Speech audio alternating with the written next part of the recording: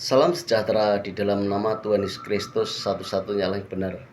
Kembali bersama dengan saya mengajak saudara-saudara untuk belajar tentang kebenaran firman Allah. Kali ini saya mengajak saudara-saudara untuk belajar tentang apa itu orang Kristen.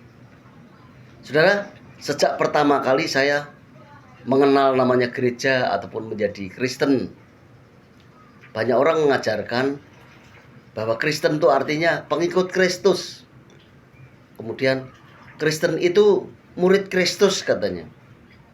Tetapi saya cari di kitab suci ini tidak ada bahwa Kristen artinya murid Kristus atau pengikut Kristus.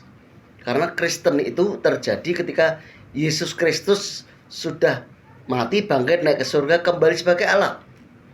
Dan itu orang-orang yang percaya kepada Yesus Kristus sebagai Tuhan dan Allahnya disebut Kristen.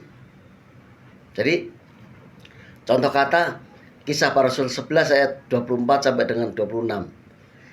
Karena Barnabas adalah orang baik, penuh dengan Roh Kudus dan iman, sejumlah orang dibawa kepada Tuhan.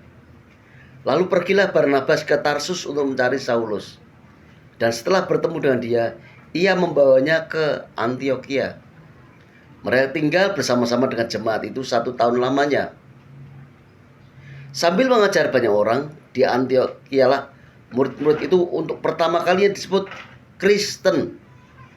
Jadi Kristen itu bukan pengikut Kristus, bukan murid Kristus, tetapi karena orang yang menerima pemberitaan lalu beriman, percaya dan beriman kepada Yesus Kristus sebagai Allahnya, jadi disebut Kristen. Kalau yang mengatakan murid Kristus atau pengikut Kristus, jelas tidak sesuai dengan kitab suci.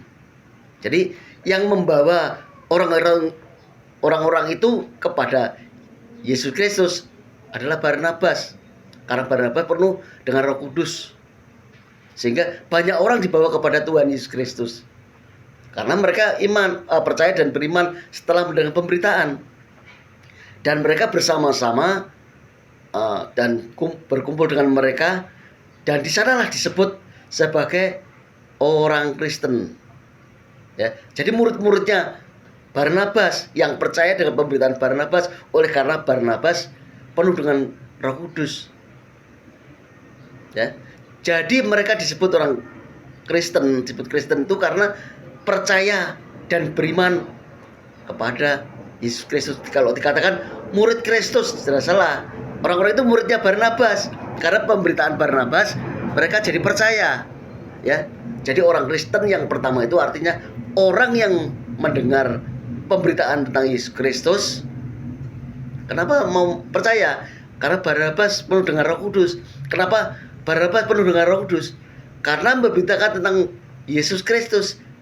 Ingat, kuasa Roh Kudus. Karena saat itu Yesus Kristus sudah kembali menjadi Allah yang roh, sehingga menguasai orang-orang yang beriman kepada dia dan memuliakan dan menyembah dia.